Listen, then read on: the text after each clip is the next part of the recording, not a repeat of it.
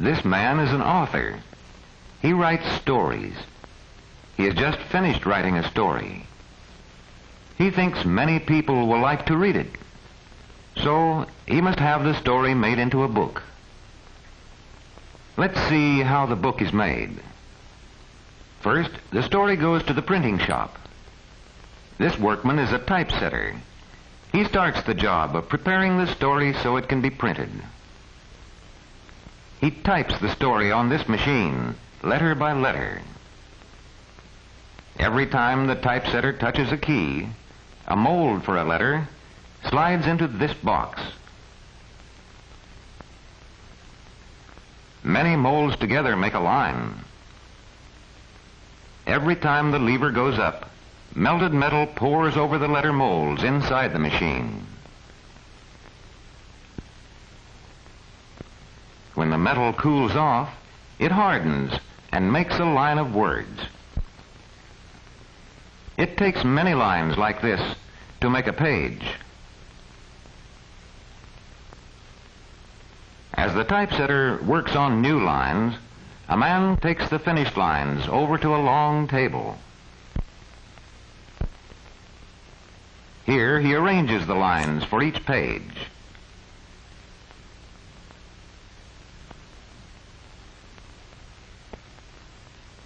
This page is to have a picture. The picture takes up the space of many lines. The composer then goes to the next page. With a piece of wood, the composer marks the end of each page. When many pages like this are ready, a workman takes them to another part of the printing shop. Then this workman takes the lines of type for many pages and fits them into a metal frame. He must be careful not to mix them up.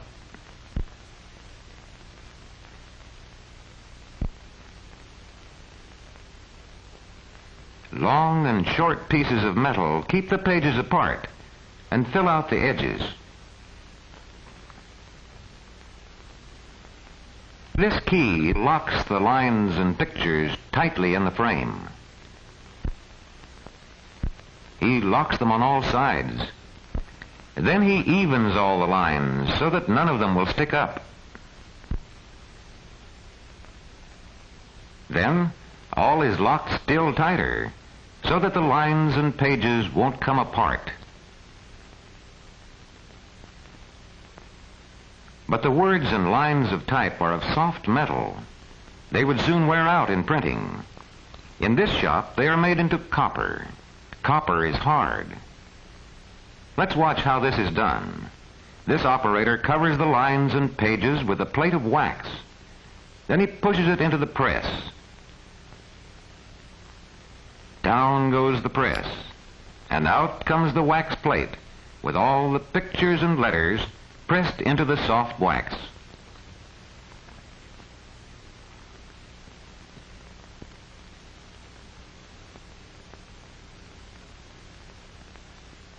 Next, another worker dips the wax plate into a large tank which has copper in it. The copper goes into all the places where the letters have pressed into the wax. It forms a solid plate. It has the same letters and same pictures as before, but it is much stronger. Many books can be printed from copper plates. Now the plates are cut apart. This sharp saw easily cuts through the hard copper.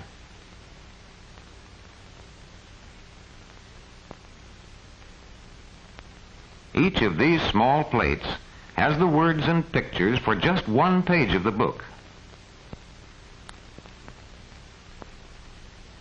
Next, the plates go over to the printing press.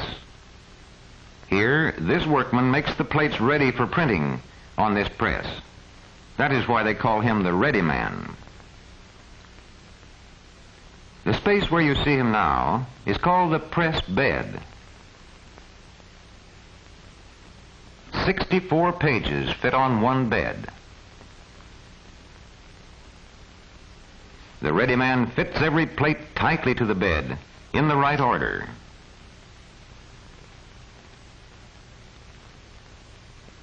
There are two beds on this press, one for each side of the paper.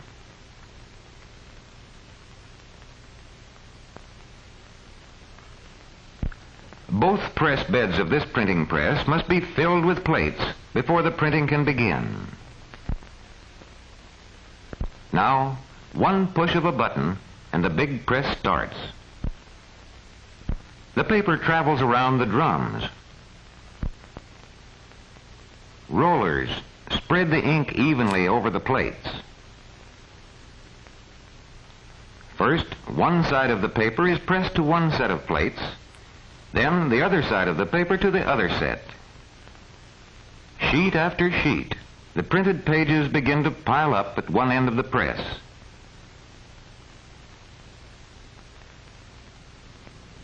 This workman now examines the sheets to see if they are nicely and clearly printed.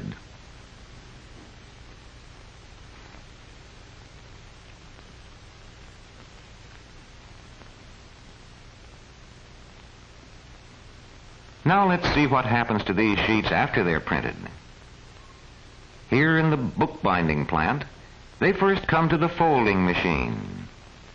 Each large printed sheet will be folded until it reaches the size of a single page. And the machine goes on, folding and folding, until all the printed sheets have been folded.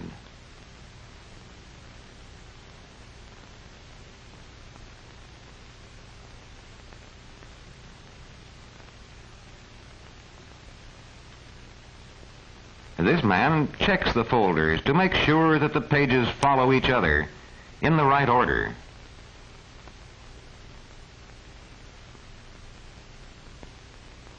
Then all the folders are taken to another part of the bindery. This part is called the gathering room. These girls stack the folders in piles and put each pile into its proper bin. They see to it that there are always folders in every bin. This machine gathers the folders in the right order from the first page to the last page of the book. One by one, the machine gathers all the folders for one book. At the end of this long machine, the folders are coming out, all the pages for the book.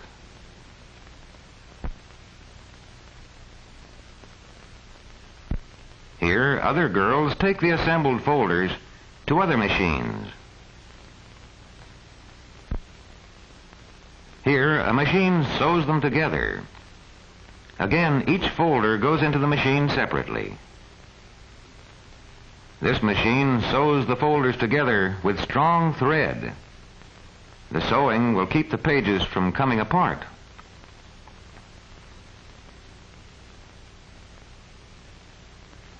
After the books have been sewed, they go on to the trimming shop. This machine trims the pages to just the right size with 3 sharp knives. First with one knife for the long side of the book, then with 2 knives for the 2 short sides.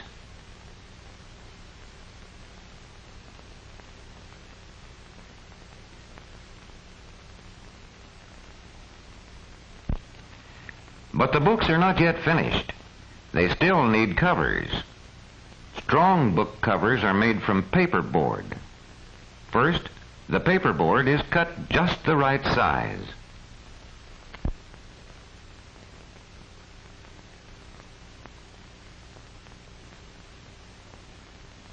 Next, cloth from this roll is glued over the paperboard.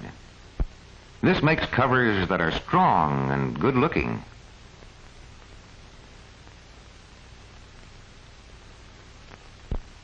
At last, the name of the book is stamped on the cover in shining gold letters.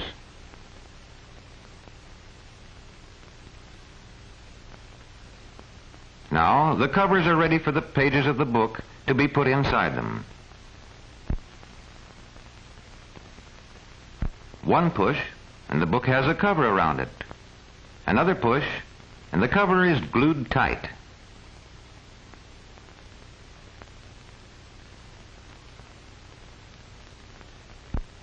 Here they go, all finished and ready for shipping to all parts of the world. The story has been made into a book for readers everywhere.